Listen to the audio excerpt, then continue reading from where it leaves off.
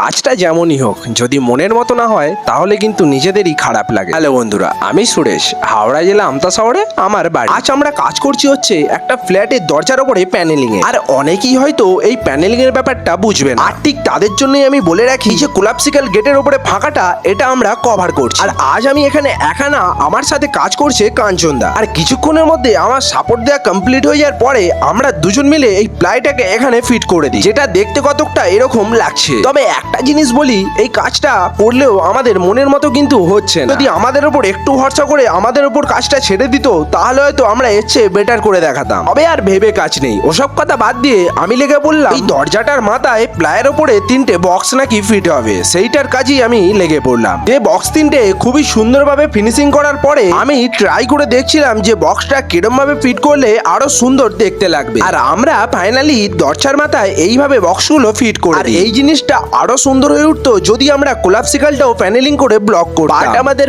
পার্টির এটা কোনোভাবেই পছন্দ না।